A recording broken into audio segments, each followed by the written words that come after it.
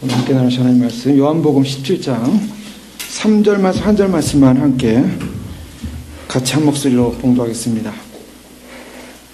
오늘은 신실하신 하나님이라는 제목으로 계속적으로 우리 하나님의 어떤 분이신가를 살펴보기를 원합니다. 영생은 예수님께서 분명히 기독 가운데 영생이 어떤 것인가에 관한 정의를 내리신 것을 우리는 살펴봤습니다. 그래서 지난 시간에는 저희가 예수님께서 유일하신 참 하나님이라는 하나님의 성품을 두 가지로 표현하고 있는 내용을 살펴봤습니다. 그리고 그 분을 아는 것, 더 나아가서 그가 보내신 자 예수 그리스도를 아는 것, 바로 그것이 영생이다. 아는 것이 영생이다라고 했습니다. 자, 참 하나님을 안다는 것과 비교해서 우상을 경계하라 그랬습니다. 우상을 경계하라. 그 우상이 뭐였습니까? 우리는 어떤 존재냐면 하나님을 아는 존재라면 우리는 우상과 상관이 없는 존재야 한다는 걸 살펴봤습니다. 하나님을 진정으로 안다면 우리가 우상으로부터 돌이킨 사람들이다. 그래서 데살로니가전서에서 우상에서 돌이켜서 하나님께로 돌아온 존재다라고 말하고 있고, 골로새서에서는 우리가 하나님께 부름받은 존재이기 때문에 위의 것을 찾으라. 그 위의 것과 땅의 것을 서로 비교하는 것을 우리는 살펴봤습니다. 그래서 땅의 것을 버려야 된다. 땅의 것을 버리지 않으면 어떻게 되냐면 바로 진노와 환난에 처하게 될 수밖에 없다라는 것을 살펴보았습니다. 그러한 정말 우상을 경계해야 될 대상으로서 우리는 하나님을 분명히 아는 사람으로 우상을 경계해야 되고, 그 하나님을 안다는 것은 바로 하나님 어떤 분이신가? 하나님은 삼위 하나님이라는 것을 살펴봤습니다. 그래서 성부 하나님, 성자 하나님, 성령 하나님이 바로 창조로부터 간섭하기 시작했고 재창조의 역사를 일으키기 시작했고, 그 창조 역사를 일으키신 그 하나님께서는 인간의 타락으로 말미암아 인간의 저주와 죽음으로 인간을 내버려 둔 것이 아니라 인간을 구원하고자 하는 계획을 세우셨고, 그 계획, 구원 계획을 이루시는 그 과정을 요한복음 17장에서 살펴보고 있습니다. 그 구원 계획을 이루셔서 그 구원 계획을 다 완성할 때가 됐다. 바로 그 때가 이르렀사오니, 예수님께서 바로 구원 계획의 완성의 때를 말하면서 이 구원 계획 안에 누가 역사하고 있냐면 성부 하나님, 성자 하나님, 성령 하나님이 바로 역사하고 있다는 사실을 우리는 살펴봤습니다. 그래서 구원 계획 안에 성부, 성자, 성령 하나님께서 역사하고 있는 것, 이것을 재창조라고 합니다. 창조와 재창조 사이에 삼위 하나님께서 역사하고 계시고, 이 삼위 하나님은 구원과 또 그 예수 그리스도를 통한 하나님의 계시를 드러냄으로 말미암아 하나님을 알리고 계시다라는 것을 살펴봤습니다. 예수님께서는 그의 공생애 가운데 세례를 받으시면서 또 속죄시, 부활시, 또 부활하시고 난 다음에 지상 명령을 주시면서 바로 예수 그리스도를 통한 하나님을 증거하고, 또한 예수님이 보내시는 바로 그 영을 통해서 성부, 성자, 성령을 통한 구속의 완성에 관한 부분을 살펴봤습니다. 그 가운데 오늘 좀 더 깊이 들어가서 영생은 예수님 말씀하신 유일하신 참 하나님이라고, 하나님을 참 하나님이라고 부르고 있습니다. 자, 여기서 굉장히 중요한 부분을 우리는 발견하게 됩니다. 그것은 뭐냐면 하나님 그분이 어떤 분이신가라고 얘기할 때 하나님 그분은 어떤 분이십니까? 라는 질문을 던진다면 어떤 대답을 하시겠습니까? 하나님 그분이 어떤 분이십니까? 내가 믿는 하나님은 어떤 분이십니까? 라는 질문을 받는다면 무슨 대답을 하시겠습니까? 하나님은 보이지 않는 분, 내가 믿는 분, 사랑의 하나님, 용서의 하나님, 또 좋으신 하나님, 뭐 여러 가지 하나님이 있겠죠? 능하신 하나님, 전능하신 하나님, 권능의 하나님, 약속을 이루신 하나님. 오늘 예수님께서는 참이라는 말로 정의를 내리고 있습니다. 이것만큼 중요한 것은 없습니다. 성경 신구약 전체를 통해서 하나님 그분을 어떻게 묘사하고 있냐면 그분은 참이시다라는 것입니다. 이것은 어마어마한 명제입니다. 자, 오늘날의 사회는 어떤 사회인가? 불신의 사회입니다. 그래서 이 국가 정보 업무를 하고 있는 사람들은 어떤 특성을 갖고 있냐면 이 불신하는 특성을 갖고 있습니다. 이 사람이 스파인지 아닌지, 이 사람이 이중 스파인지 아닌지 그거 알 수가 없는 거예요.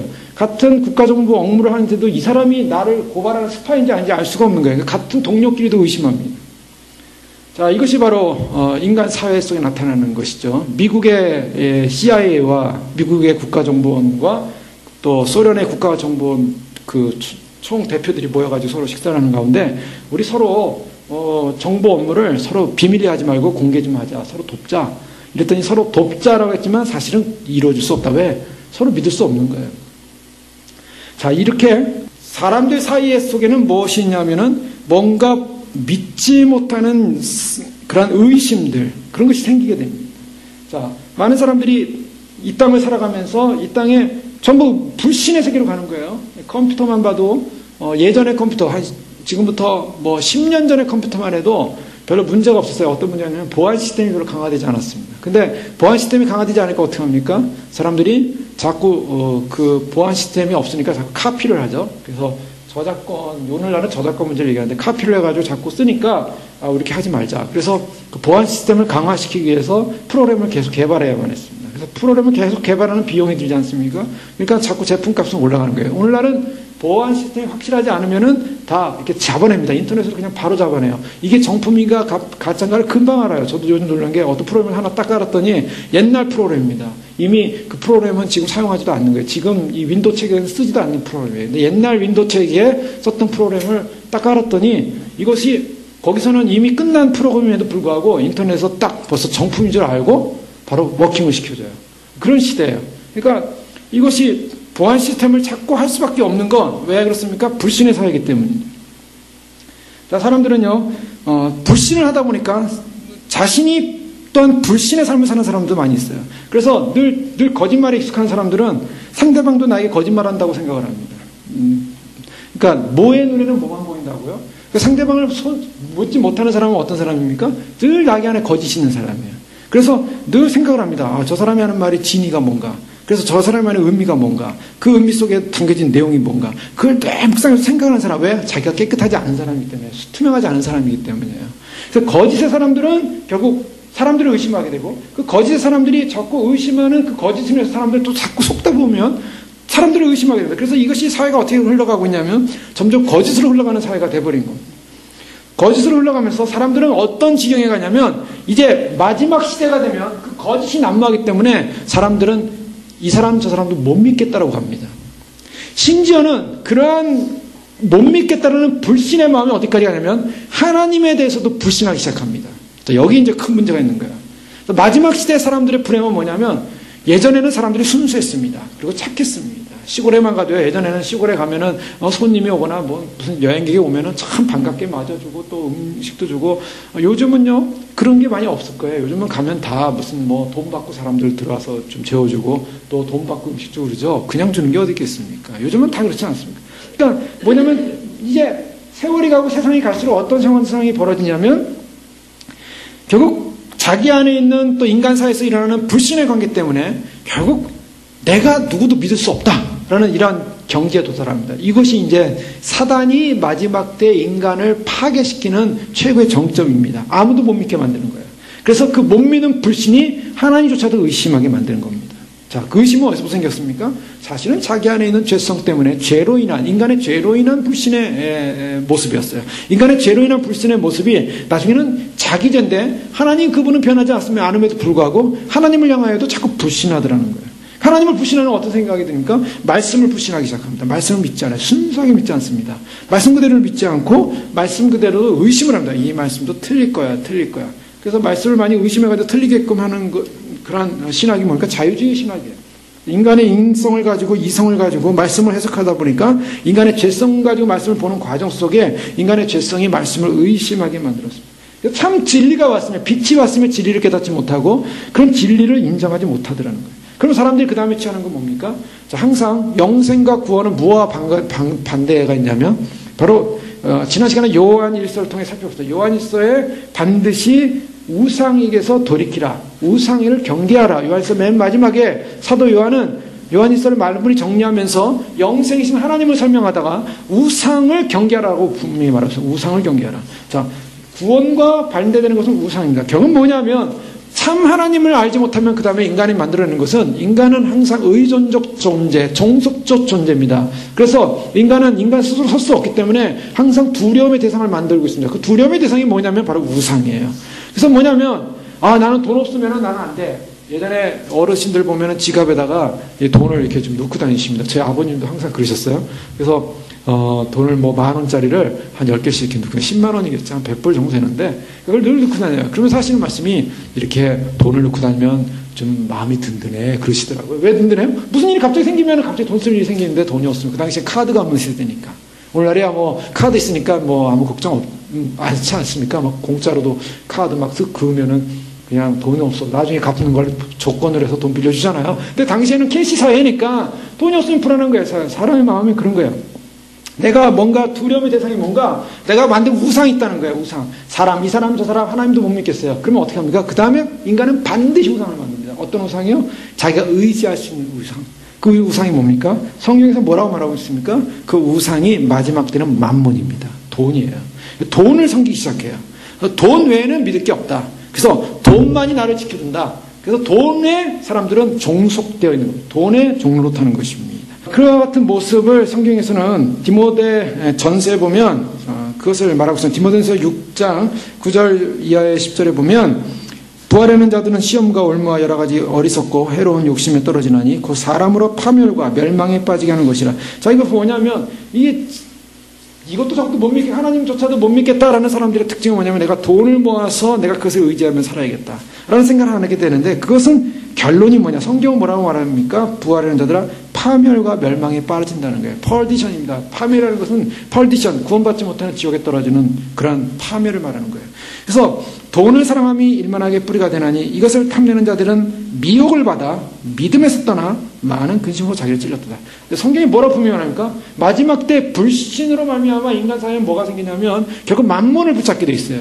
그것이 사단이 하는 전략입니다. 그래서 만몬을 쫓아가다 보면 어떤 결과가 오냐면 믿음에서 떠나는 악의 뿌리가 된다는 거예요. 여러분 돈 많이 벌면은 사실은 행복할 것 같지만 성경은 뭐라면 돈은 악의 뿌리라고 얘기하고 있어요. 돈이 없어도 안 되고 주님께서 일용할 양식을 달라고 기도하라고 했어요. 그래서 우리가 이 땅을 살아가는데 필요한 양식이 필요합니다. 그러나 그것 이상 탐심을 갖게 되면 악의 뿌리가 돼서 결국 미혹을 받아 어디서 믿음에서 떠나게 된다. 미혹받으면 믿음에서 떠나게 되고 그래서 많은 근심으로 자기를 찔렀도다.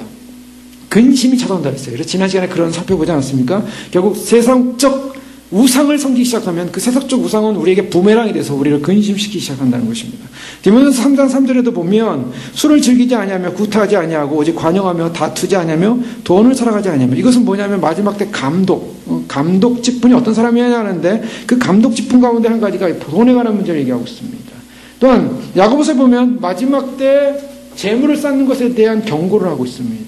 자, 말세 사람들에게 나타나는 현상 가운데 이러한 그러한 경고를 사도 바울은 디모데를 통해서 하고 있습니다. 디모데후서 3장 1절 이하에 보면 너는 이것을 알라. 말세에 고통하는 때가 이르니 이 말세라는 이 말 속에는 말세라는 이 말은 주님이 오시고 난 다음부터의 시간을 말세라고 합니다. 그러나 이 말세라는 개념은 결국 종말적 심판의 때가 온다는 거예요. 그 종말적 심판의 때 어떤 현상이 일어나냐면 사람들이 자기를 사랑하며 자기 셀프이스팀, 자기 사랑한다. 이것이 이미 사도 바울이 2000년 전에 말하고 있는 거예요. 인간은 자기 존중감, 자기 사랑, 자기애가 너무 강해요. 그래서 자기라는 존중감 때문에 인간 사회가 좋아진 것이 아니라 그랬습니다. 자기라는 존중감 때문에 결국 인간 사회는 더 파괴되는 걸 볼 수 있어요. 심지어는 어떤 청년이, 미국의 청년입니다. 그 청년이 어떤 아이를 죽였어요. 총을 쏴서. 근데 왜 죽였는가? 그 아이는 갱에 속한 아이였어요.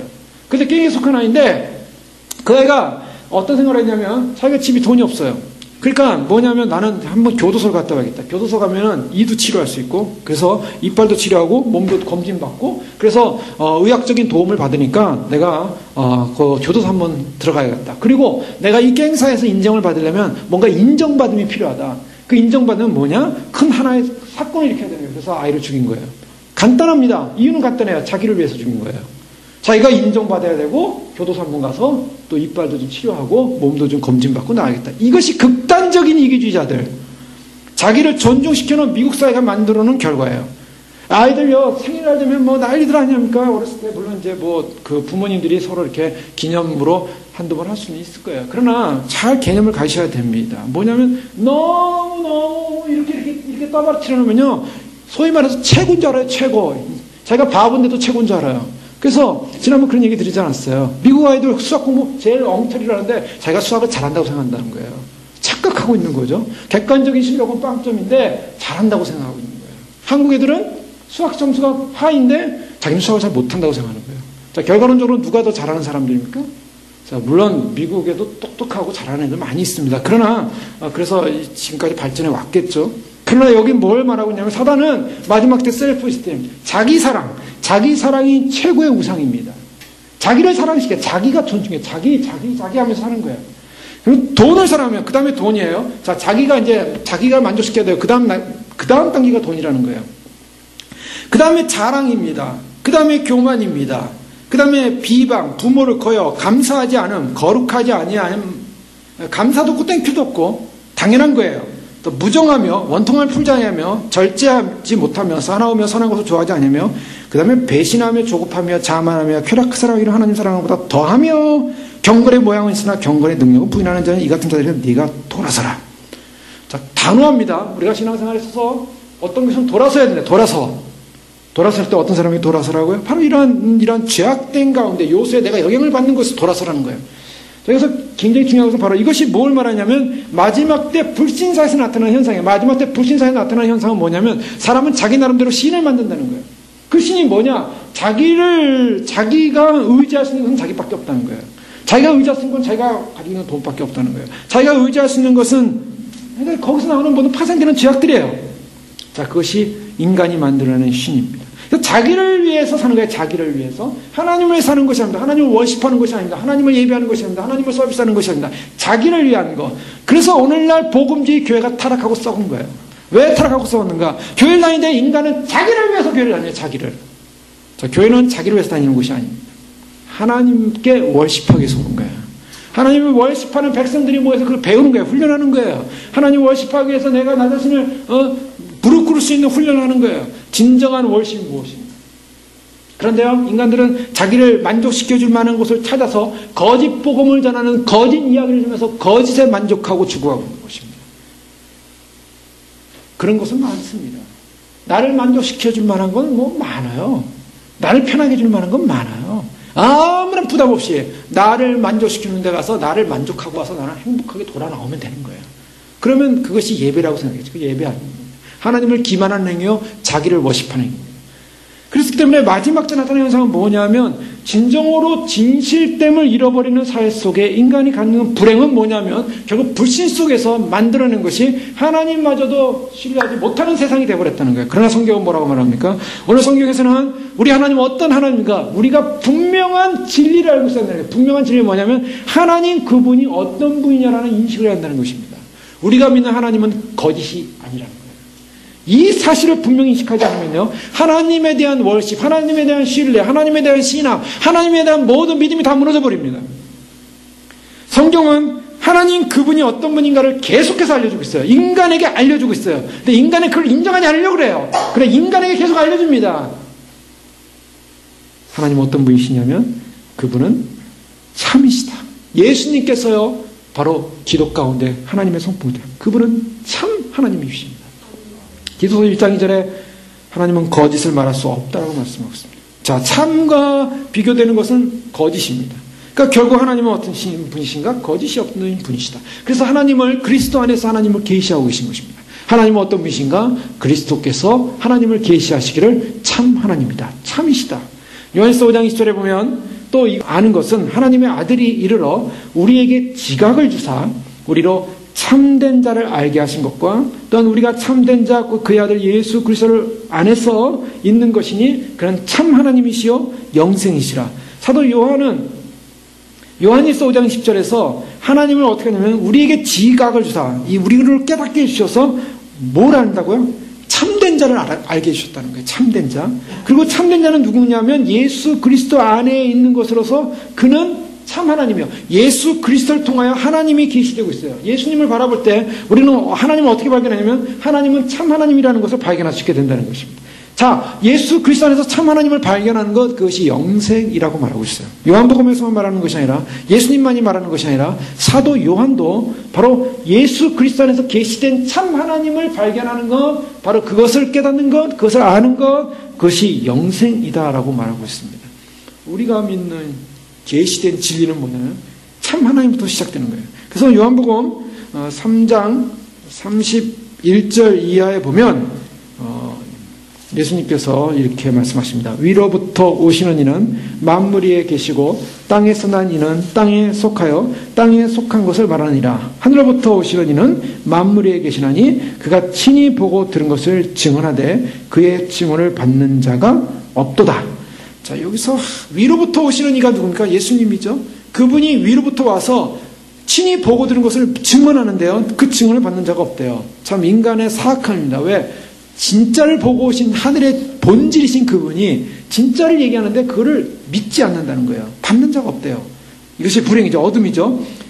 그런데요, 33절 말씀 보십시오. 그의 증언을 받는 자는, 그의 증언을 받는 자는, 32절에 뭐라고요? 그의 증언을 받는 자가 없도다. 위에부터 내려온 이가 참 보고 들은 것을 말하는데, 즉 하나님으로부터 들은 말씀, 하나님부터 안 계시를 말하는데 그 증언을 받는 자가 없는 상황에서 33절 그의 증언을 받는 자는 하나님이 참되시다는 것을 인쳤느니라. 자, 이 요한복음 3장 33절에 그의 증언을 받는 자, 그가 누굽니까? 예수 그리스도입니다. 예수님이 무슨 증언을 합니까? 예수님은 참된 증인이라고 말하고 있어요. 요한계시록에는. 예수님은 하늘의 것을, 하나님을 참되게 증거하고 계십니다. 그 참된 증거를 받는 사람은, 그 예수님이 하신 말씀을 받아들이는 사람은 하나님이 어떤 분이라는 걸 알게 되면 참되시다는 것을 안다는 거예요. 인쳤다는 말이 무엇입니까? 참되시다는 것을 인쳤느니라. 다른 쉬운 말을 영어로 성경으로 킹제임스 버전을 보시면 이 참되다는 것을 그의 도장으로 찍었다는 거예요. 그러니까 도장을 딱 인친 거예요. 자기가 스스로 하나님은 참되시다. 자기가 스스로 도장을 찍는 거예요. 거짓된 사회에서 하나님은 어떤 분이신가? 하나님은 참되신 분입니다. 그래서 예수 그리스도의 증언을 받는 사람은 하나님의 참되심에 자기 스스로 도장을 찍는다는 거예요. 하나님이 보내신 이는 하나님의 말씀을 하나니 이는 하나님의 성령을 한량없이 주심이라 라고 말씀하고 있어요. 이거 굉장한 말씀이죠. 자, 위로부터 온 분의 말씀을 듣는 사람, 그 증언을 듣고 받아들인 사람은 하나님 그분이 참된 하나님이라는 것을 알고 자기에게 도장을 찍는다는 것입니다. 로마서 3장 4절에는 그럴 수 없느니라. 사람은 다 거짓되되 오직 하나님은 참되시다 할지어다. 자, 성경에서는 인간과 하나님을 비교하고 있습니다. 인간은 거짓되되, 다 거짓되되. 자, 인간 사회는 불신의 사회죠. 그래서 불신으로 말미암아 인간이 죄 가운데 빠졌습니다. 그 죄로 말미암아 인간 사회에 어떤 희망도 없게 됐어요. 그렇지만 하나님은 참되시다는 거예요. 여기에 희망이 있다는 것입니다. 하나님은 참되시기 때문에 참된 길이 있는 거예요. 하나님은 참되시기 때문에 참된 구원이 있는 것입니다. 하나님이 참되시기 때문에 거짓된 사회, 거짓된 인간 속에서 희망이 있는 거예요. 그래서 디모데후서 4장 10절에 이를 위하여 우리가 수고하고 힘쓰는 것은 우리 소망을 살아계신 하나님께 둠이라. 하나님이 참되시기 때문에 우리의 소망이 뭐냐면 그 하나님께 우리의 소망을 둘 수 있다는 거예요. 참 진짜인 것에. 자, 세상 것은요 가짜입니다, 사실. 그래서 타락된 이 세상은 가짜를 가지고 유혹하는 거예요. 보석, 보물, 그런 것이 우리에게 진짜처럼 보이는 가짜예요, 사실은. 물질 개념이 아니에요, 지금. 이거는 영적 개념을 말하고 있어요. 물질 개념으로 진짜죠. 하나님 만드신 물질이죠. 그러나 그것이 현실계에서 보는 그것은 진짜 보물이냐? 그건 보물이 아니라는 거예요. 진짜 보물은 그리스도 안에 있어요. 진짜 보물은 하늘에 있어요. 그러니까 이 땅에 있는 보물을 바라면서 이게 내 보물이라고 생각하면 우상단지 섬기는 것입니다. 그건 보물이 아니라 자기를 죽이는 독이 될 거예요. 그래서 이 다이아몬드라는 거 보면 끝이 뾰족하지 않습니까? 끝이 뾰족해요. 겉으로 보기에는 반짝반짝 빛나고 예쁘죠? 끝이 뾰족해요. 그 다이아몬드 덩어리가요. 그 끝이 뾰족하게 자기 머리를 치는 거예요. 그래서 반짝반짝 빛나는 거 좋아하다가 머리가 깨져 죽는 겁니다. 세상이 주는 가치는 그런 거예요. 세상이 주는 가치는 우리에게 세상이 가장 귀한 것, 좋은 것 같이 보이는 그러한 거짓된 환상에 넘어가다가는 그것이 자기를 치게 됩니다. 무서운 겁니다. 우리에게 진짜는 뭐냐? 진짜는 뭐냐? 진짜는 여기가 아니에요. 참 하나님이 계신 곳, 참 하나님이 다스리는 곳. 물론 이 땅도 하나님 다스립니다. 그러나 이 땅을 회복해야 돼요. 왜요? 타락되어 있기 때문에. 완전히 부패해버렸어요. 인간이 아담과 하와가 하나님의 말씀을 거역했어요. 그게 뭡니까? 말씀 거역은 쉽게 얘기하면 불순종이었어요. 먹지 말라는데 먹었어요. 불순종했어요. 거역했어요. 거역했다는 것은 어그레시브하게 공격적으로 보면은 하나님에 대항한 거지만 수동적으로 보면은 불순종이에요. 수동적으로 하나님 말씀 불순종하면 인간이 가는 길은 단 하나도 죽어요. 하나님 말씀 불순종은 무조건 죽어요. 그것은 하나님의 심판이에요. 그래서 인간은 하나님에게 불순종하는 순간 죽으러 가는 거예요. 죽음의 길을 이미 심판받고 있는 거예요. 단지 지금 죽냐, 조금 있다 죽냐, 10년 후에 죽냐, 언제 죽냐가 문제지 죽은 인간이에요. 불순종이 사울이 보세요. 사울이 하나님 말씀 아말렉 전쟁에서 제발 다 없애라 했는데 그 말 무시했어요. 하나님 말씀 무시하는 순간 그는 죽었어요. 거기서 당장 안 죽었지만 다음에 블레셋과의 전투에서 죽습니다. 자식들도 죽어요. 하나님이요, 하나님 말씀 불순종한 자도 죽여버려요. 그것이 하나님의 의예요. 왜? 인간은 하나님과의 연합된 사랑 속에서 살아야 되는데 인간이 불순종하는 그 순간에 죽음이 왔어요. 그 죽음 자체로 말미암아 이 세상이 어떻게 되냐면 완전히 부패해버려 타락해버렸어요. 그러니까 이 세상 속에 구원의 길을 하나님께서 예비하셔야만 했던 거예요. 인간은 타락했고, 인간은 거짓했고, 인간은 부패했고, 인간은 불순종했고. 그래서 이 타락된 불순종한 세상 속에 하나님께서 참 하나님심을 드러내면서 참된 인간 속에 참된 소망을 주고 참된 구원의 길을 계획하기 시작했어요. 자, 그것이 바로 이제 예수님을 통한 구원의 계획인데 그 구원이 바로 구약으로 갑니다. 좀 이따 살펴보겠습니다. 예수님은 어떤 분이신가? 예수님께서 말씀하시기를 요한복음 10장 6절에 예수께서 가라사대 내가 곧 길이요 진리요 생명이니 나로 말미암아 자꾸는 아버지께로 올 자가 없느니라. 내가 곧 길이요 진리요. 예수님께서 뭐냐? 참이라고 해요. 진리, 참이십니다. 자, 이 진리라는 이 말씀 속에는 무엇이 담겨져 있냐면 예수님이 내가 곧 길이요 진리라는 이 말씀은 그의 말씀하는 것과 행동하는 것이 일치한다는 것입니다. 또 그의 말씀과 행동으로 말미암아 그의 진리를 드러내고 하나님께서는 바로 그가 진리라고 참이라는 거 하는 것을 반드시 그것을 어떻게 증명하고 계시냐면 증명을 하시는데 내가 진리라는 걸 증명하는 방법은 언약을 이루시고 언약을 성취하시는 분이라는 것을 성경을 통해 전체를 통해 하나님이 참이라는 걸 증거합니다. 하나님의 절대적인 뜻과 말을 하나님께서는 저버리지 않으시고 반드시 행하신다. 그것이 하나님이 참이라는 증거입니다.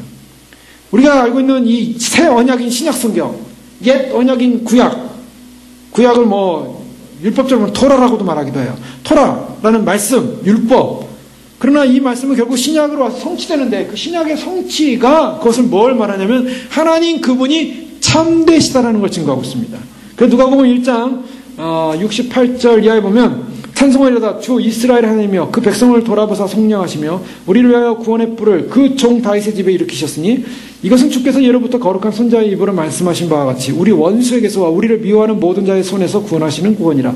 우리 조상을 긍휼히 여기시며 그 거룩한 언약을 기억하셨으니 그래서 중요한 것은 예수 그리스도를 통해서 하나님이 하신 일은 뭐냐면 거룩한 언약을 기억하셨다는 거예요. 하나님의 언약. 그래서 우리가 성경을 통해서 볼 때 어떤 개념이냐면 언약 개념으로 성경을 한번 쭉 볼 필요가 있습니다. 언약. 어떤 언약이 나오는가? 굉장히 중요한 포인트예요. 그래서 하나님께서 언약이라는 건 뭡니까? 언이라는 게 뭐예요? 언. 말로 약속했다는 거예요. 인간들은 말로 약속하면 못 믿죠. 약속해놓고 아니라 그러면 끝나는 거예요. 증거가 없잖아요. 그러니까 반드시 문서를 쓰죠. 문서. 그런데 하나님께서는 언약. 하나님이 하신 말씀은 그냥 문서가 필요 없어요. 하나님 말씀하신 건 그걸로 진리예요. 그렇게 되는 거예요. 그러니까 언약이란 이 카비넌트라는 말, 히브리어는 베리트라는 말을 쓰고 있는데요. 이 카비넌트라는 영어의 카비넌트는 베리트라는 나오는데 이 말은 하나님께서 말씀 그 자체가 권능이고 진리예요. 그래서 태초에 창조하실 때 태초에 빛이 있으라 라는 이 빛이라는 말씀이 선포됐을 때 그 로고스라는 인격이 나중에 예수님으로 나타나지만 그 로고스가 그 영을 통해서 빛을 창조하는 거예요. 빛이 있으라는 말이 빛이 나타났어요. 이것이 파워예요. 주님께서 온 세상을 뭘로 붙들고 있다고 그랬어요? 말씀으로 붙들고 있다고 했어요. 그 말씀의 권능, 그 말씀이라는 말씀이라는 하나님의 말씀이 바로 생명이고 진리예요. 근데 그 말씀을 거역하는 자는 죽는 거예요. 그건 파워이기 때문에 죽어요. 완전히. 그러니까 하나님의 말씀이 얼마나 무섭고 두려운 것인가. 하나님은 그 입으로 낸 말씀을 이루신다는 거예요. 그래서 우리 조상 아브라함에게 맹세하신 맹세라. 하나님께서 그의 진실하심을 드러내는 방식이 바로 언약이었고 그 언약을 이루심으로 말미암아 그의 진실하심을 드러냅니다. 그래서 우리가 하나님의 진실하심을 말할 때 언약의 하나님이다 라고 말합니다. 그래서 하나님의 진실하심을 어떻게 나타내냐면 고린도전서 1장 9절에 보면 너희를 불러 그의 아들 예수 그리스도 우리 주로 더불어 교제케 하시는 하나님은 미쁘시도다. 이 미쁘시도라는 이 미쁘다, 피스토스라는 이 말을 쓰고 있는데 베이스풀이라는 말입니다. 즉 하나님은 신실하다, 믿을만하시다. 어떤 믿을만한 분? 예수 그리스도로 말미암아 하나님과 교제케 하는 것. 즉 하나님과의 교제에서 예수님으로 말미암아 하나님과 교제케 하시는 그 근거가 뭐냐? 하나님은 미쁘신 분, 신실하신 분, 참되신 분이기 때문이다. 또 고린도서 10장 13절에 보면 사람이 감당할 시험 받기는 너에게 당한 것이 없나니 오직 하나님은 미쁘사. 자, 여기서 분명히 기억해야 돼요. 하나님은요, 우리에게 감당할 시험을 준다 그랬어요. 그 감당할 시험이 사람마다 다를 거예요. 그러나 감당할 시험 받기는 당한 것이 없나니 오직 하나님은 미쁘사. 하나님은 신실하신 분입니다. 하나님은 신실하신 분이기 때문에 너희가 감당치 못할 시험 당함을 허락지 아니하시고 시험 당할 쯤에 또한 피할 길을 너에게 주사 능히 감당하게 하시니라. 자, 하나님은 미쁘시다. 하나님은 신실하신 분이기 때문에 시험 가운데서 하나님의 신실하심을 잊지 말라는 것입니다. 하나님이 우리의 어떤 상황 속에서도 신실하시다. 그 신실하신 하나님을 신뢰해야 돼요. 그 신실하신 하나님을 신뢰하지 못하는 것, 그것은 하나님에 대한 대적이고 하나님에 대한 불신은 결국 사망으로 가게 되는 것입니다. 하나님을 신뢰해야 돼요. 하나님은 미쁘사. 데살로니가서 5장 24절에 너희를 부르시는 이는 미쁘시다 그랬어요. faithful하다 그랬어요. 그가 또한 이루시리라. 너희를 부르신다 라는 이 말씀을 데살로니가서 5장 24절에 그리스도 강림하실 때 우리가 주님 앞에 설 것이다 라는 그러한 약속에 대한 신실성입니다. 그 약속을 부르신 분은 미쁘시다. 또한 이루시리라. 하나님의 약속을 보여준다는 것은 얼마나 위대한 축복인지 모릅니다. 구원이라는 것은 믿음으로 이루어진다 그랬어요. 믿음은 보이지 않는 것의 실상이요. 그 믿음이라는 것은 무엇을 근거로 하냐면 하나님이 반드시 신실하시기 때문에 이루신다라는 확신입니다. 그러니까 그 신실함을 믿는다는 것은 신실하시던 하나님에 대해서, 그 진실하신 하나님에 대해서, 참신한 하나님에 대해서 우리가 인정하는 굉장히 중요한 거고, 그 인식을 빠뜨려서는 안 돼요. 데살로니가서 3장 3절에 주는 미쁘사, 주는 페이스풀하십니다. 너희를 굳게 하시고 악한 자에게서 지키시리라. 자, 우리 하나님은 어떤 분인가? 우리를 악한 자에서 지키시는 분, 하나님은 어떤 분이기 때문에 페이스풀한 분이기 때문에, 신실한 분이기 때문에. 지금 사도 바울이나 또한 믿음의 사람들의 고백은 하나님은 어떤 분이지? 하나님은 거짓말하는 분, 하나님은 못 믿을 분, 하나님은 내가 의지하지 못할 분이라고 생각하는 사람 한 명도 없다는 것입니다. 그런 자는 이미 망한 자예요. 멸망한 자예요. 그러나 믿음의 사람들은 하나님을 절대적으로 신뢰했습니다. 여러분, 이것이 굉장히 중요합니다. 내가 하나님을 어떻게 생각하느냐. 나는 내 조건에서 하나님을 믿었다 안 믿었다. 내가 원하는 대로 믿었다 안 믿었다. 내가 원하는 대로 판단하고 내가 원하는 대로 생각하고 내가 원하는 대로 그 하나님은 좋은 하나님, 그 하나님 나쁜 하나님, 그 하나님 이런 하나님 저런 하나님 다 만들어내지 마십시오. 다 죄입니다. 하나님은 무조건 신실하신 분이십니다. 그것을 인정해야 돼요. 그 외에 어떤 단어도 하나님을 대적하는 얘기예요. 하나님을 대적하는 자 반드시 죽여버려요. 이것이 바로 신학 속에 머리가 박혀있어야 돼요. 내 머릿속에 박혀있어야 돼요. 내 인생 속에 하나님 그분은 어떠한 상황 속에서도 신실하신 분이십니다. 성경이 그것이 증거하는 거예요. 하나님은 신실하지 않은 적이 한 번도 없어요. 인간이 신실하지 않을 뿐이에요. 인간이 변개할 뿐이에요.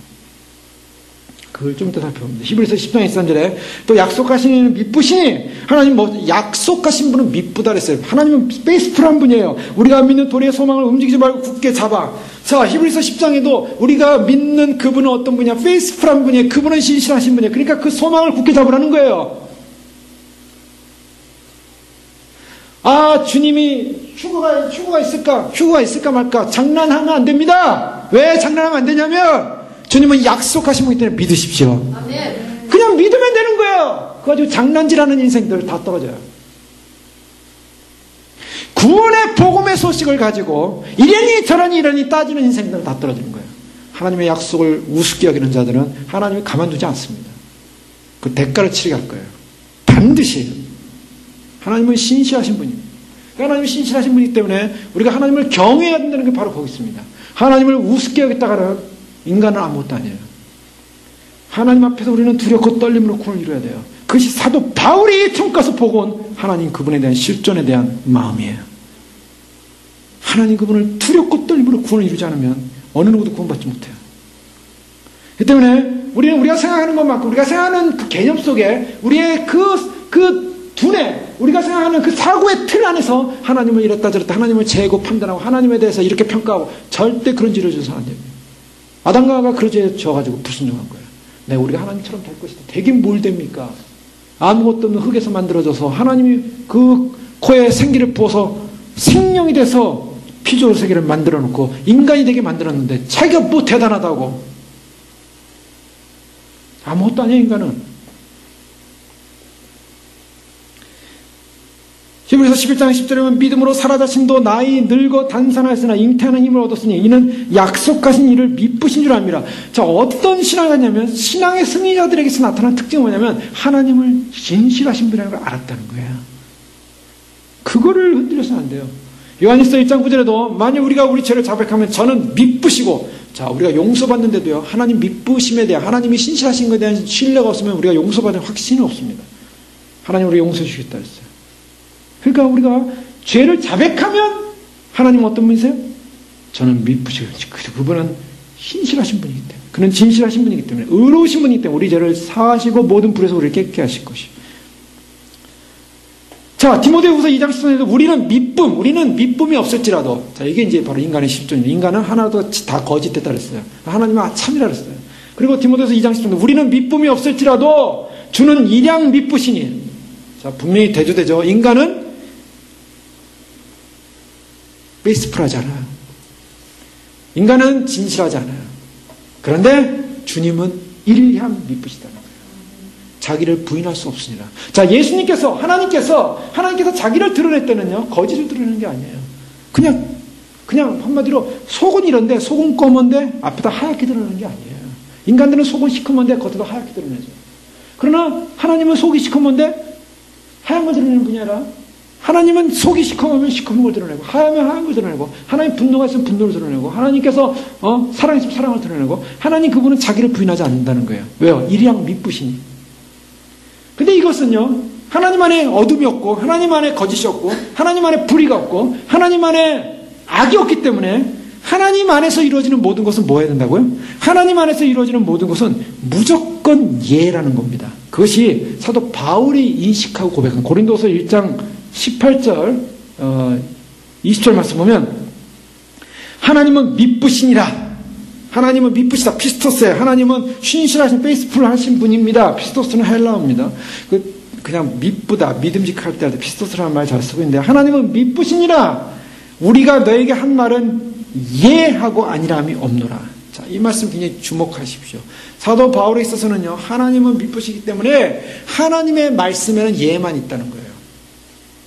아니요, 이거 없다는 거예요. 무조건 예입니다. 무조건 예예요. 하나님의 약속은 얼마든지 그리스도 안에서 예가 되나니, 하나님의 약속은 무조건 그리스도 안에서 예예요. 그런즉 그로 말미암아 우리가 아멘하여 하나님께 영광을 돌리게 되느니라. 아멘. 아멘 하십시오. 여러분, 아멘 하는 거예요. 하나님 말씀을 인정하라는 거예요. 그래서 제가 예전에 천국을 갔다 온 그 목사님이, 그분이 설교 말씀을 하면 성도님들이 아멘 하면서 머리 친다 그랬잖아요. 왜? 아멘 하면요, 아멘 하면 그 말씀이 그 속에 사람이 영으로 들어가는 거예요. 확신으로 들어가는 겁니다. 연기해서 보는 거예요. 그러니까 아멘 하도 안 해 상관없어요. 그러나 내 영이 축복을 받으려면 아멘 하십시오. 그게 축복받는 거예요. 다른 사람 축복받는 게 아니에요. 자기가 축복받는 게 내가 축복받는 축복을 받아야 되지 않겠습니까? 주시겠다니. 고린도후서 1장 20절에 보면, 하나님은 약속은 얼마든지 그리스도 안에서 예가 된다. 무슨 말입니까? 예라는 말은, 아멘이라는 말은 다른 말이 아니에요. 아멘이라는 것은 내가 하나님의 약속을 무조건 예로 인정합니다. 그게 하나님의 약속을 인정하는 것이 아멘이에요. 그러니까 사람의 약속이 아니라 하나님 말씀이 그렇다고 하면 아멘이에요. 아멘 그러면 그래서 내 영이 하나님 약속을 내가 인정합니다. 근데 그 약속을 인정하면 뭡니까? 하나님은 신실한 이기 때문에 예하는 그것에는 노가 없다는 거예요. 아멘하는 그 순간에 그 약속이 나에게 노가 아니라 예스로 이루어진다는 거예요. 그것이 언약에 대한 실현입니다. 그러니까 성경 말씀을 읽을 때 어떻게 읽으라고요? 아멘 아멘 하면서 읽으시면 돼요. 입으로 고백하셔도 되고, 우리가 개인적으로 읽을 때는 속으로 아멘 아멘 하면 읽으시겠죠. 그러나 아멘 할 때는 아멘 해야 돼요. 그래서 예수님께서 기도하시고 나중에 아멘 그러잖아요. 아멘 하는 것은 내가 믿습니다, 내가 인정합니다, 내가 그것을 긍정합니다. 그래서 아멘, 이것은요 천국 용어예요. 천국 용어이기 때문에 할렐루야 천국 용어예요. 아멘 천국 용어예요. 그러니까 우리가 이 천국 용어로 사용하는 거예요. 지금 하나님은 그리스도와 하나님이 신실하시고 참되다라는 거, 아멘 하면 하나님께 영광이 있다라고 말하고 있습니다. 자, 이것이 왜 그런가? 하나님은 예만 된다는 거예요. 하나님 말씀 무조건 예예요. 하나님 말씀은 틀렸는데 아멘이 안 나오죠. 아멘이 없다는 건 뭐냐면 하나님 말씀 부인하겠다는 거예요. 잠정적으로. 무슨 말씀인지 아시겠죠? 제가 좋은 긍정적으로 해야겠지. 부정적으로 보면은 내가 하나님 말씀 인정합니다. 예, 아멘. 예, 아멘. 이것이 물론 말끝마다 제가 아멘하는 개념이 아니라 정말 내 안에 그런 확신이 있다면 아멘 하는 것이 그것이 내 것이 된다. 그 약속이. 그 다음에 계시록 1장 5절에는 또 충성된 증인으로 죽은 자들 가운데서 먼저 나시고 땅의 임금들의 머리가 되신, 여기서 예수님은 어떻게 표현하냐면 충성된 증인이래요. 충성된 증인. 자, 예수님은 아까 요한복음 3장에서 내가 하늘에서 보고 들은 것, 그가 친히 보고 들은 것을 증언한다 그랬어요. 그의 증언을 받는 자가 없도다. 예수님이 말씀하는 걸 말하는데 안 들어요. 안 받아요. 그런데 어떤 사람은 받아요. 근데 그 예수님의 말씀은 어떤 말씀이냐면 충성된 증거래요. 그래서 예수님은 충성되게 증거하고 있어요. 예수 그리스도로 말미암아 은혜와 평강이 너에게 있기를 원하노라. 우리를 사랑하사 그의 피로 죄에서 우리를 해방하시고, 예수님이 정말 충성된 인으로서 죽은 자들 가운데서 먼저 나신 그분에 대해서 사도 요한은 증거하고 있습니다. 또한 요한계시록 3장 14절을 보면 라우디아 교회죠. 라우디아 교회 사자에게 편지하기를 어떻게 하냐면 아멘이시오. 우리 예수님을 어떻게 표현하냐면 아멘이라고 표현하고 있어요. 충성되고 참된 증인이시오. 자, 예수님은 어떤 분이십니까? 아멘입니다. 예수님은 충성되고 참된 증인이십니다. 또 하나님의 창조의 근본이시라고 말하고 있어요. 자, 아멘. 그 다음에 충성되고 참된 증인, 하나님의 창조의 근본. 바로 또 19장 11절에 또 내가 하늘이 열린 것을 보니 보라 백마와 탐자가 있으니 그 이름은 충신과 진실이라. 자, 우리 하나님은 어떻게, 예수님은 어떻게 표현할까? 백마를 타고 내려옵니다. 이 지상에 백마를 타고 내려올 때 그 백마는, 그 이름에, 그 백마의 탄자 예수님의 이름은 충신이요 진실이라. 그러니까 하나님은 어떤 분이신가? 하나님의 가장 대표적인 성향은 주님은 참이고 진실하는 거예요. 항상 신실하시다는 것입니다. 이것이 얼마나 영광스러운 것인지 모릅니다. 자, 여기서 이제 우리가 다시 질문을 해봐야 돼요. 그러면 나는 정말 하나님을 진실한 분이고 신실한 분이라고 인정하고 있는가? 이것이 중요합니다. 이것을 하나님을 인정하시러 나의 믿음의 평가가 일어나는 거예요. 내가 하나님을 신실한 분이라고 인정하는 사람은 그 믿음대로, 그 신실한 대로 약속이 이루어질 것입니다. 그러나 내가 하나님을 신실한 분이라고 인정하지 않을 경우에는 이 약속이 이루어질 수가 없어요. 왜요? 하나님 안에는 무조건 예만 있다 그랬어요. 자, 이것이 처음에는 이해가 잘 안 됐어요. 저도 사실 고린도서 이 말씀, 하나님 안에 무조건 예만 있고 아니오는 없다라는 말이 뭔 말인지 잘 몰랐어요. 뭐 예도 있고 아니오도 있지 않을까? 뭐 하나님 그분의 성품에 대해서 잘 모르고 그냥 왜 무조건 예만 하라고 할까? 이제 이런 의심이 들었던 거죠. 그러나 그것은 뭐냐면 하나님의 그 존재의 성품을 알 때, 이해할 때 예가 나오는 거예요. 하나님의 존재 그분은 불의가 없고 거짓이 없다는 거예요. 그것이 절대적인 하나님에 대한 신뢰입니다. 그러니까 하나님이 하신 모든 것은 예밖에 없다는 거예요. 그러니까 내 신앙이 정말 축복받은 신앙이고 내 신앙이 복된 신앙이 된다는 것은 내가 하나님의 모든 이 역사적 사건, 나의 개인적 사건, 나의 삶의 사건, 모든 사건에 있어서 무조건 아멘이에요. 무조건 예입니다. 그럴 때 하나님이 그것을 보세요. 축복하세요. 연단을 줄 때는 그 연단에 선한 뜻이 있어요. 그래서 저는 무슨 생각을 하냐면 하나님은 반드시 이 뜻이면 하나님 영광을 드러낼 것이라고. 그것이요. 그때 대학교 1학년 때 그런 사건이 딱 벌어지고 정말 무거운 마음으로 교회 가는데요. 내가 이 교회 생활을 계속 해야 되나? 내가 이 신앙생활을 계속 해야 되나? 그런 질문도 저한테 왔어요. 하나님을 부인해야 되나? 하나님을 원망해야 되나? 그런 질문이 왔어요. 하나님 절대 부인 안 합니다. 하나님 절대 원망 안 합니다. 하나님은 하나님의 뜻을 이루실 것입니다. 근데 그게 승리를 했어요. 저는 그것을 간증할 수 있어요. 제 심령 속에 어떠한 상황 속에 이런 절대절명의 어떤 가족적 위기죠. 그러나 그 위기 속에서도 하나님 부인하고 싶은 마음이 안색이 되라는 거예요. 하나님 그분은 위대하신 분, 하나님 그분은 천지를 창조하신 분, 하나님 분명히 기회에 계실 거야. 그리고 이 긴 터널 끝에는 빛이 보일 거야. 빛이 보이더라고요. 10여 년 지나니까. 자, 아브라함 하나님께 부르셨는데요. 아브라함 왜 부르셨는가? 구원시키기 위해서 부르셨어요. 인간을. 인간이 아담과 하와가 타락하고요. 완전히 절망이었어요. 이런 절망 속에서 하나님께서 어떤 상황이 벌어지냐면 완전히 쓸어버리겠다. 그래서 노아 심판을 하시지 않습니까? 홍수 심판, 노아 때. 그런데 홍수 심판 후에 인간은 어떻게 됐냐면 또 하나님을 버리고 떠나가기 시작했어요. 타락하기 시작했어요. 그러니까 하나님께서 이것을 어떻게 해야 되나? 이거 심판으로 쓸어버려도 해결이 안 돼. 인간의 본성이 안 바뀌니까. 본성적 문제를 바꿔야겠다. 그래서 하나님이 결정한 게 한 사람을 부른 거예요. 그래서 아브라함이었어요. 아브라함 불러가지고 아브라함을 통해서 그 자손에게 복을 주겠다. 그래서 아브라함을 통해서 결국 아브라함은 율법 이전의 사람이에요. 모세 이전의 사람이에요. 모세의 조상이에요. 모세의 조상인 아브라함이 하나님을 믿으니까 그것을 의로 여기서 구원을 시켰다 그랬어요. 그래서 로마서로 오면은 예전에는 율법으로 구원받는 이스라엘 백성이었지만 그러나 우리가 예수 안에서 우리가 예수님을 믿음으로 구원받는 백성은 바로 아브라함의 자손이다. 바로 아브라함의 직통 자손이 되어버렸어요. 바로 아브라함은 직계자손, 믿음으로 구원받는 직계자손. 아브라함은 율법 이전의 사람이면 믿음으로 의를 얻은 사람인데, 그런데 어느 정도냐면 아브라함이 하나님이 떠나니까 떠났어요. 왜 떠났습니까? 이분에서 뭐라면 하나님을 신뢰했다는 거예요. 이것이 축복이었어요. 아브라함은. 물론 아브라함은 노아의 그 아들이었던 셈 자손이죠. 셈 자손이었는데 이 하나님이 부를 때 갈 바를 알지 못하고 갔다 그랬어요. 갈 바를 알지 못한 난 노잉이라고 했어요. 알지 못해요. 왜요? 하나님이 과연 안전하게 인도할 것인가, 어디로 인도할까 몰랐다는 계획이 하나도 몰라요. 그냥 가라는 게 가는 거예요. 그것이 얼마나 불안한 인생인가. 여러분, 한 걸음 뛸 때 내 인생이 어디로 갈지 모르는 불안 속에서 갈 때가 있어요. 그 불안 속에 있지만은 하나님을 신뢰하는 사람은 불안하지 않는다는 거예요. 그래서 롯과 아브라함이 문제가 생겼을 때 아브라함이 롯을 하고 네가 먼저 목적지 선택해라. 거기서 롯을 놓아보았을 때 롯은 소돔성으로 갔죠. 아브라함은 하나님 롯이 떠난 그 자리에 동서남북을 바라보라. 하나님 나타나셔가지고 네가 보는 것 다 주겠다. 하나님 함께 약속을 주셨어요. 전혀 알지 못하는 상황 속에서 하나님을 신뢰하고 하니까 하나님께서 한 단계 한 순간순간 그 다음에 길을 여시고 눈을 여시고 보여주시는데요. 놀라운 역사가 일어나기 시작했어요. 아브라함은 그걸 신뢰했어요. 그리고 전혀 자식을 알 수 없는 상황에서 이삭을 낳았어요. 그런데 하나님이 창세기 22장에 보면 하나님께서 어느 날 나타나서 아브라함을 시험하시려고 22장 1절이에요. 잘 보세요. 아브라함을 한번 묵상해 보세요. 얼마나 은혜가 되는지. 시험하시려고 부르시되 너의 독자 이삭을 모리아산으로 데려가서 번제로 드리라. 여기서 퀘스천이 일어나야 돼요. 참, 하나님은 인간을 제물로 받으신 분이 아니지 않습니까? 왜 아들을 죽이라고 합니까? 살려주시고 아들을 낳게 하고. 하나님 어떻게 그럴 수가 있습니까? 이런 질문을 했습니까? 안 했다는 거예요. 이것이 중요합니다. 신앙 안에서 무조건 예예요. 더 이상 예가 아닌 게 없어요.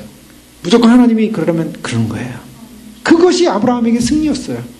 그러니까 아브라함이 아침 일찍 일어나서 낙에 안장을 딛고 두 사람과 함께 이삭을 데리고 나무를 가지고 가는데요.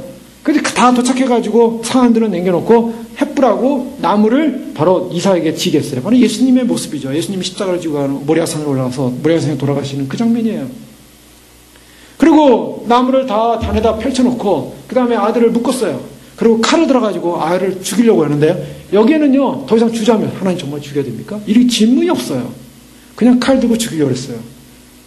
바로 그때 하나님께서 여호와의 천사를 하는데 바로 예수님, 신형이죠. 예수님께서 신인 동형으로 천사처럼 나타나요. 구약에 나타난 천사는 예수 그리스도의 모형이 많아요. 예수님께서 아브라함아 멈춰라. 뭐라고 했습니까? 내가 이제야 네가 하나님을 경외하는 줄을 아노라. 여기서 합격점이에요. 여러분, 이 사람이 정품이냐 아니냐, 이 사람이 제대로 된 사람이냐, 하나님이 반드시 테스트하십니다. 그 테스트할 때 도장이 딱 지켜야 돼요. 너는 정품. 네가 나를 경외하는 줄 안다. 왜요? 질문이 없어요. 하나님 믿습니다. 하나님 내가 신뢰합니다. 어느 정도 신뢰하면 죽이는 거에서 죽이지 말 거라고 얘기하지 않는 거라고 생각했어요. 죽어도 된다라고 생각했어요. 왜? 죽으면 다시 살릴 거라고 믿었기 때문이라고 히브리서 말하고 있어요. 생각해 보세요. 하나밖에 없는 나이 100세 돼서 난 아들, 그 아들 죽이라고 그러는데요. 그 아들 죽이는데 질문이 없어요. 그리고 죽이려고 해요. 왜 그런 행동이 어떻게 나오느냐? 하나님이 신실한 분이라는 걸 믿었다는 거예요. 그분이 헛된 일을 하지 않는다는 걸 알았다는 거예요. 그게 굉장히 중요한 신앙입니다. 그러니까 하나님이 이제야 네가 나를 경외하는 줄 알았다. 하나님을 경외하는 사람은요, 질문이 없는 거예요. 우리에게 인생 가운데 하나님 어떻게 하나님 이런 질문은요 있을 수가 없는 일이에요.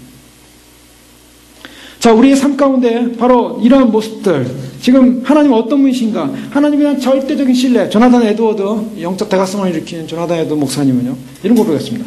나는 하나님 앞에 살았다. 나는 하나님께 나의 있는 모습 그대로를 드렸고 내가 가진 모든 것을 드렸다. 그렇게 해서 어느 모로 보나 나 자신의 것은 아무것도 남아있지 않게 말입니다.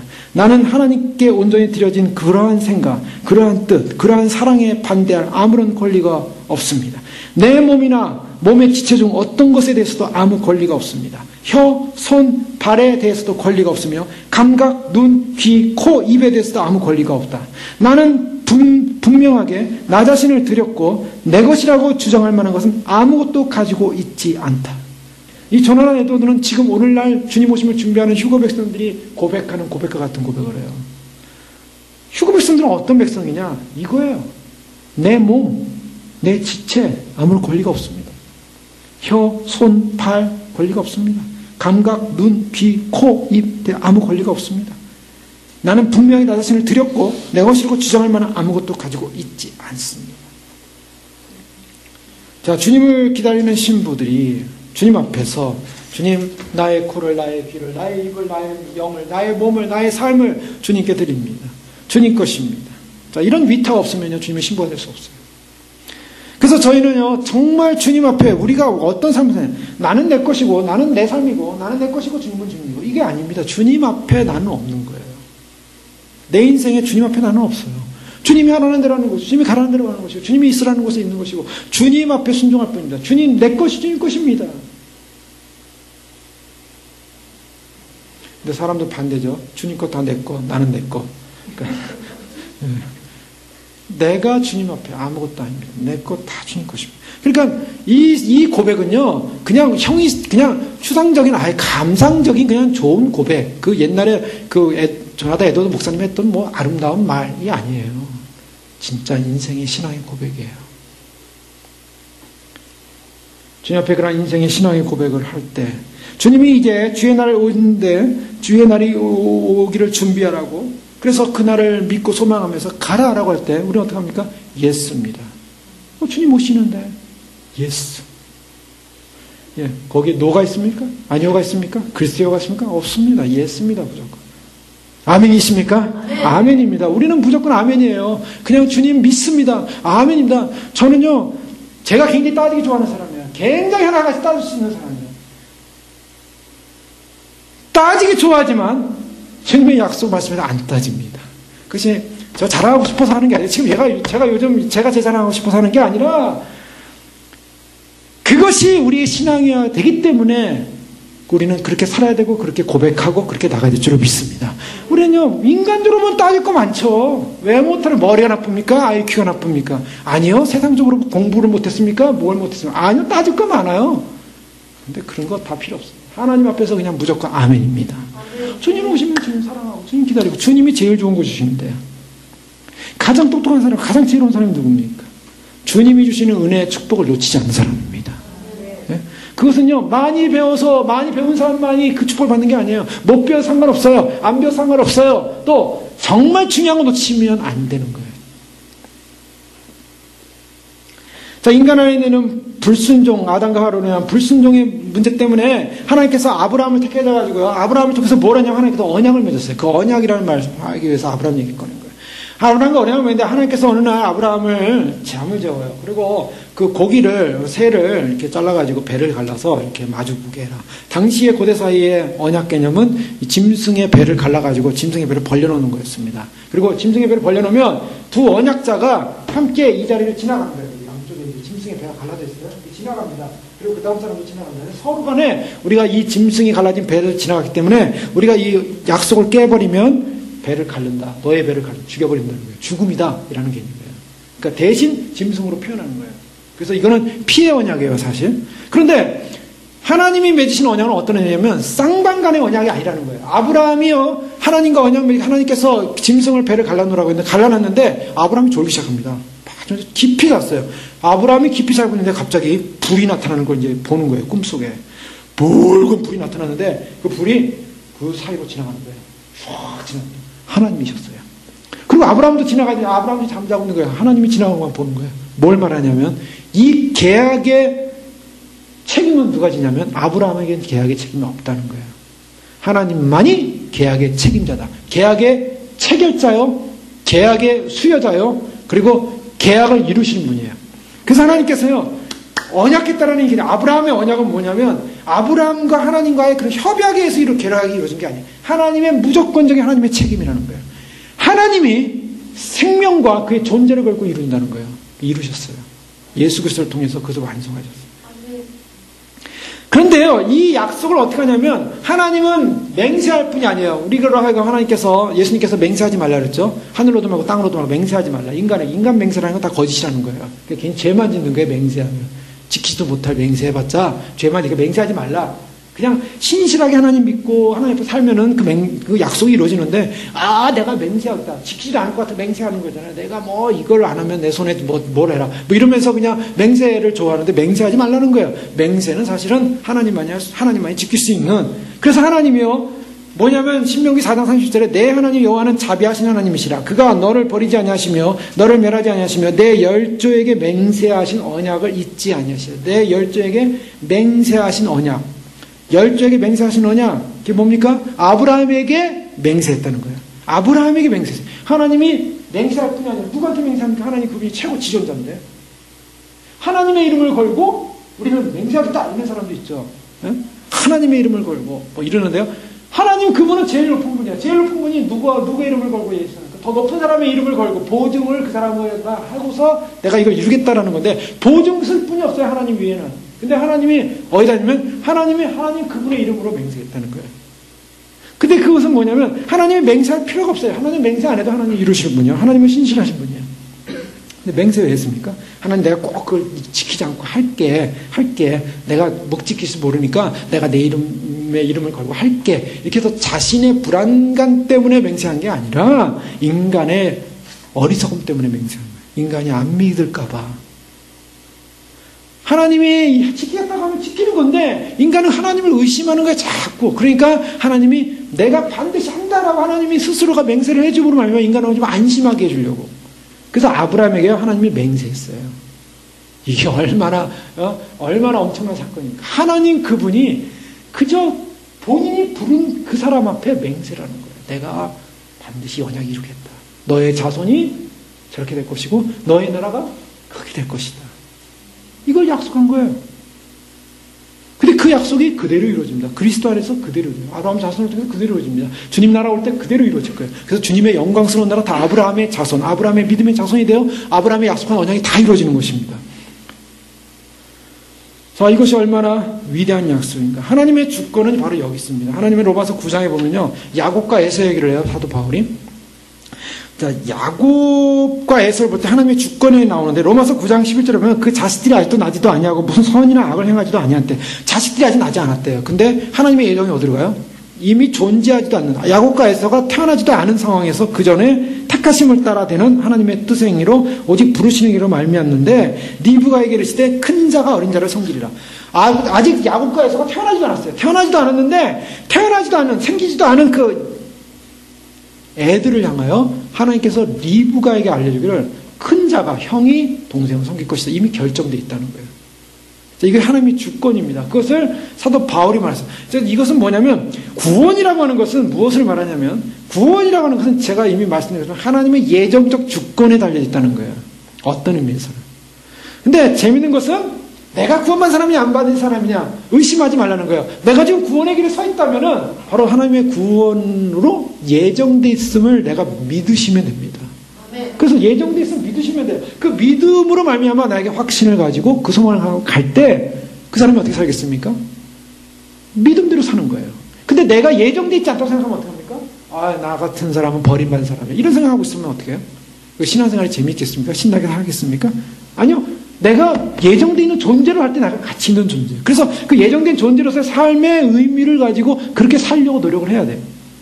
그것이 바로 예정된 사람이 가는 길입니다. 그래서 베레칩을 이 사람이 나중에 환란에 받을 거냐 안 받을 거냐. 베레칩은 죄송한 얘기인데 환란에 남을 분들이 끝까지 거절해야 될 표예요.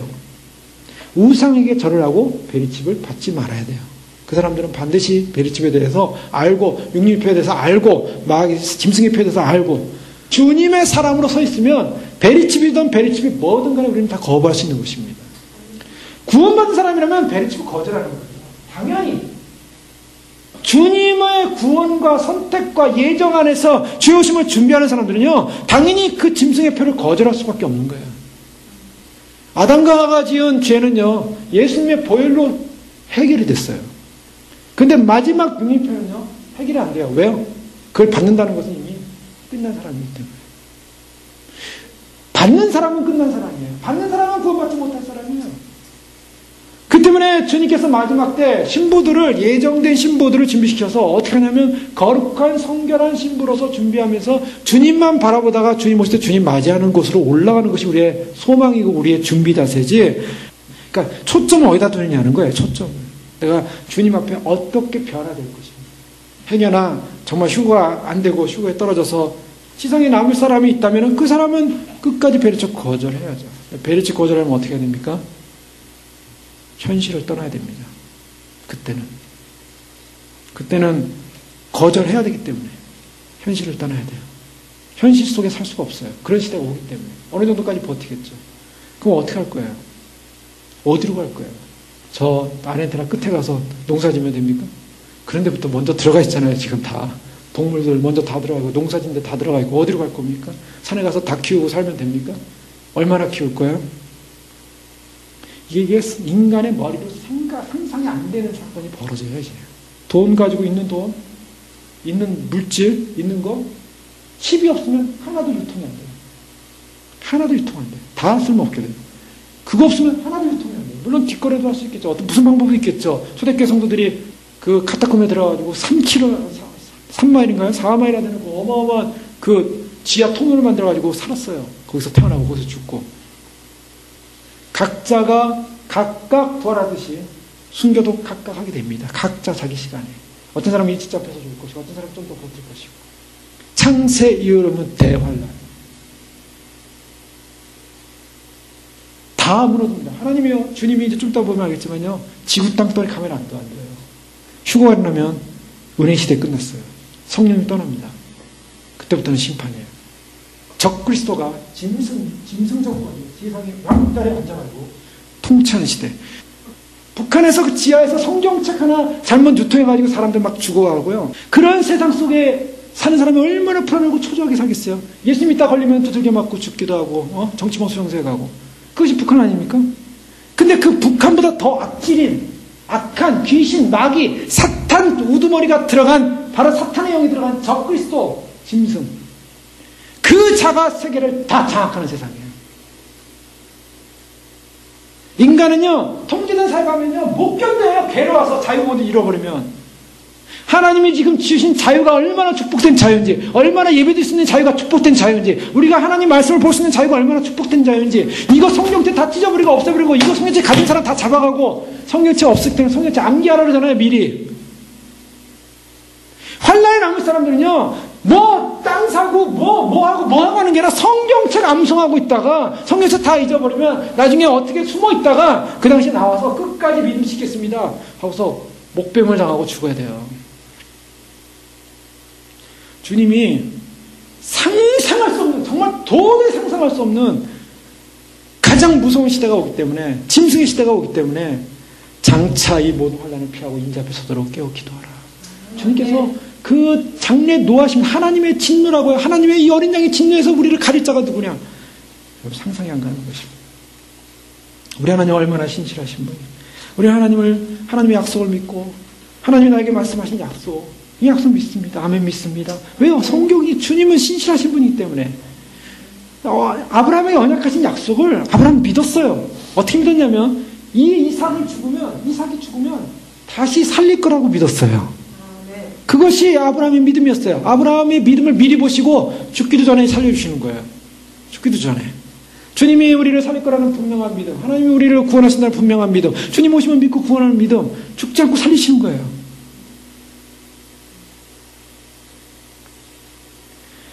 성경에서 에녹이 휴거의 모델인데요. 에녹이 무슨 일을 했냐면요. 주님의 심판을 외쳤어요.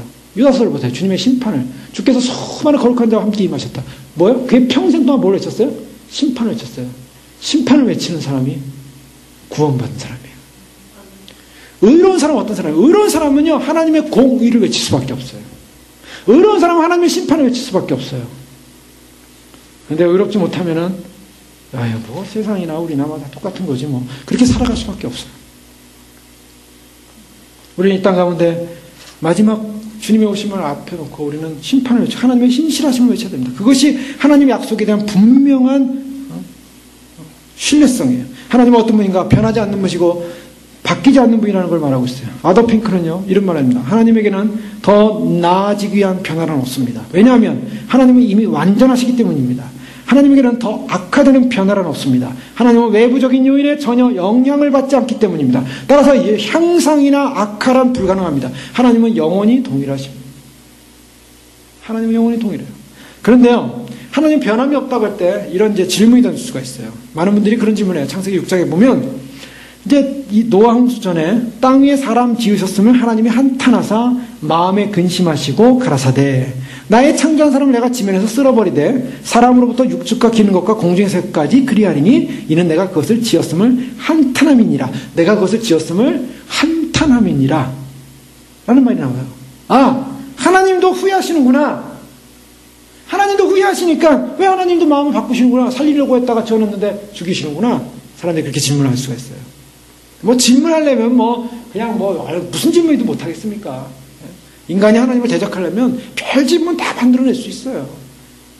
하나님 왜 선악과를 만드셔서 거기서부터 시작하는 거예요, 이제. 하나님에 대한 불만을 갖기 시작하면요. 왜 선악과 만들었습니까? 왜 선악과 먹을 때 안 먹었습니까? 이게 이제 인간의 본질적인 질문 하나님께 대항하고 싶은 아주 기초적인 질문이죠. 어린애 같은. 하나님도 한탄하네요. 하나님도 후회하네요. 자, 이게 맞습니까? 하나님이 후회했습니까? 자, 그러면 본질로 들어가죠. 본질로. 변한 게 누굽니까? 하나님이 변했습니까? 인간이 변했습니까? 하나님은 안 변했어요. 인간이 변했어요. 변한 인간은 어떻게 됩니까? 하나님의 공의가 심판하는 거예요. 요나서에도 보면요. 요나서를 보면 하나님께서 니느웨 성을 심판하겠다 했어요. 그리고 요나 선지자를 보냈어요. 안 가겠다는 사람, 물고기 뱃속에 들어갔다가 3일 동안 있게 하고서 꺼내가지고 가서 외쳤어요. 하나님이 그들의 행한 것, 그 악한 길에서 니느웨 사람들이 요나가요. 완전 제정신이 아니죠. 죽었다 살아났는데. 그러니 그 외침이 얼마나 무서웠겠어요? 그러니까 사람들이 요나의 외침을 보고 정신이 받잖아요. 이방 사람들이. 진짜 뭔가 대단한 일이 오나 보다. 그래가지고요. 전부 다 회개하기 시작했어요. 짐승까지도 베옷을 피고 전부 회개하라고. 그랬더니 하나님이 그들이 행한 것, 그의 악한 길에서 돌이켰다는 것을 감찰하시고 뜻을 돌이키사 그들에게 내리라 말씀하신 재앙을 내리지 아니하시니 이거 가지고 또 문제 삼는 하나님이 또 마음 변했구나. 뜻을 돌이키셨대요. 자, 그럼 다시 본론으로 돌아가요. 하나님이 마음 변했습니까? 인간이 변했습니까? 왜 그걸 생각을 못하는지 모르겠어요. 하나님이 변했습니까? 인간이 변했습니까? 인간이 타락해서 심판하겠다 그랬어요. 그랬더니 인간이 어떻게 했어요? 돌이켰어요. 회개했어요. 하나님이 인간의 회개를 보고 어떻게 했어요? 심판을 보려했어요. 왜요? 하나님은 선은 보상하시고 악은 심판하세요. 하나님의 공의입니다. 하나님의 속성이에요. 하나님이 변한 게 아니에요. 우리는 이 질문 놓쳐서는 안 됩니다. 우리 인생 가운데 하나님이 변해서 나에게 하나님이 변해서 나에게가 아닙니다. 태양은 그대로 있지만 여러분 보세요. 왁스나 진흙 같은 게 많이 있다고 생각해보세요. 아니면 뜨거운 데 있으면 녹아버리는 물건이 있어요. 태양이 잘못했습니까? 그 물건의 재질이 문제입니까? 그 재질에 따라 바뀌는 거예요. 하나님은 변함없어요. 하나님은 신실하셨어요. 하나님은 신실하시고 앞으로도 신실하세요. 민수기 23장 19절에 보면 하나님은 사람이 아니시니 거짓말을 아니하시고 인생이 아니시니 후회가 없으시도다. 어찌 그 말씀하신 바를 행치 아니하시며 하신 말씀을 실행치 아니하시리. 하나님은 실행하신다는 거예요. 그래서 그 언약에 신실하시며 언약에 신실하신 하나님, 신실하신 하나님, 우리가 그 찬양하는 이유는 하나님은 변하지 않고 그 약속을 이루신 하나님. 그러니 주님의 약속을 믿고 주님의 약속을 신뢰하고 나가는 믿음의 백성들에게 그 언약이 이루어질 줄을 믿습니다. 그 언약이 이루어지는 거예요. 세상은 다 변해요. 요한계시록 보세요. 하늘이 떠나가고 뜨거운 불이 하늘을 저 별들이 사람들이요 부동산 땅이죠. 이거 사놓으면 변함이 없대요. 근데 이 땅도요 다 흔들려요. 지진 나봐요. 이게 막 춤을 추면서 흔들리죠. 땅도 다 무너지게 돼 있어요. 저 하늘의 별들도 무너지게 돼 있어요. 다 무너진다고요. 지구도 변합니다. 지구도 자꾸 바뀝니다. 인간들이 개발해서 바뀌기도 하지만은 이 지구는 점점 무너지고 지구가 지금 끝까지 와 있다는 거 보여주고 있잖아요. 매그니션인가요? 그 자기장, 이 지구의 자기장을 갖다가 이 인공위성에서 찍었는데요. 그거 어떻게 찍었는지 모르겠어요. 그러니까 찍었는데 지구가 어떻게 되면 지구 모양이 찌그러져 있어요. 찌그러진 지구. 둥그렇지 않다는 거예요, 지금. 계시록의 수많은 식물들, 그 다음 바다들, 땅의 생물들 3분의 10 파괴돼가고 쑥이 나서 못 먹고 다 죽어가고, 그래서 베드로 3장 6절에 보면 이는 이로 말미암아 그때 세상은 물의 넘침으로 멸망하였으되 이제 하늘과 땅은 동일한 말씀으로 불사르기 위하여 간수된 바 되어 하늘과 땅이 불사라진대요. 사람들의 심판과 멸망의 날까지 보존하여 두신 것이라. 심판과 멸망의 날까지 보존했다가 다 태워버리시는 거예요.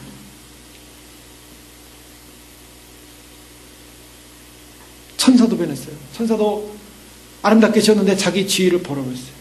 자기 지위를 벗어서 자기 처소로 떠났어요.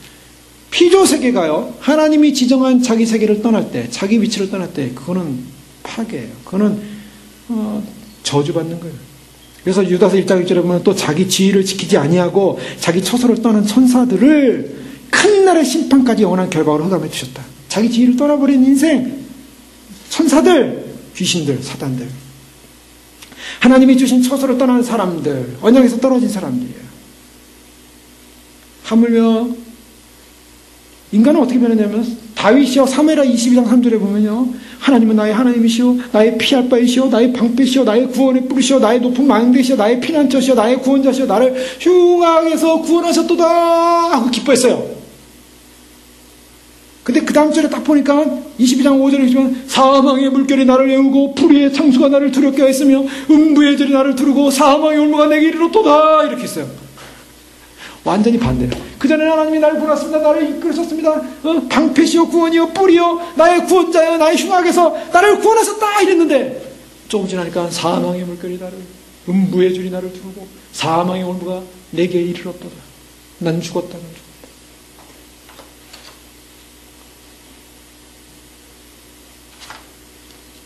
하나님의 신실한 구원의 약속을 믿는다면, 하나님의 신실한 구원의 약속을 이루실 그분이 나를 반드시 구원한다는 본질적 약속을 놓치지 마시기 바랍니다.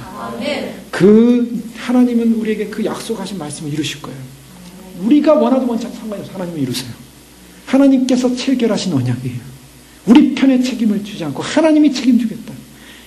그러나 우리가 분명히 알아야 할 것은 그분이 어떤 분인가를 알고 변질해서는 안 된다는 거예요. 우리가 변질하면 할 수 없어요. 주님도. 그 때문에 휴거 백성에 있어서 소망이 뭐냐면 주님 오심을 정말 믿고 신뢰하고 그 언약을 믿는. 휴거라는 것도 언약 아니겠습니까? 마지막 나팔에 우리를 군소를 끌고 올리는 언약이에요. 약속이에요. 구원의 약속. 그 약속을 놓치지 말아야 돼요. 그러면 어떻게 살아야 될 거지? 그 다음이 문제죠. 그 약속 부여잡고. 그러면 내가 그 백성으로 어떻게 존재가 되는, 어떤 존재요? 영생은 참 하나님과 유일하신 하나님을 알아가는 것입니다. 주님 알게 바빠야 되는 거죠. 네, 주님 알게 기도하고요. 주님 알게, 주님을 경험하게, 주님 말씀 읽기에, 그리고 주님 그 말씀대로 행하기에, 주님을 경외함으로. 어떤 사람이 구원받는다고 경외하는 사람. 아브라함이 이삭 바칠 때 하나님께서 내가 드디어 네가 나를 경외하는 줄 알았다. 어떻게 칼을 들고 수 있겠어요? 자기 자신을 향하여. 하나님이 두려웠던 거예요. 하나님의 말씀이 신실한 것이기 때문에 그 말씀을 안 들으면 안 된다는 걸 알고 있었던 거예요. 그러니까 그 말씀을 두려워하니까, 하나님을 두려워하니까 말씀 앞에 순종하는 거예요. 그것이 구원의 비결입니다. 그러니까 살잖아요. 하나님께서 우리를 향하여 말씀하실 때 그 말씀을 내가 신뢰합니다. 그 말씀을 따릅니다. 하나님은 변함없으십니다. 성경을 보세요. 하나님은 참 하나님이라고 계속 증거하고 있어요. 민수기 23장 19절에 하나님은 인생이 아니시니 시건치 아니하시고 인자가 아니시니 후회가 없으시도다. 어찌 말씀하신 바를 행치 않으며 하신 말씀을 실행치 않으시랴. 사무엘상 15장 29절에도 이스라엘의 지존자는 거짓이나 변개함이 없으시니 그는 사람이 아니심으로 결코 변개치 아니하심이라. 하나님의 속성을 말하고 있어요.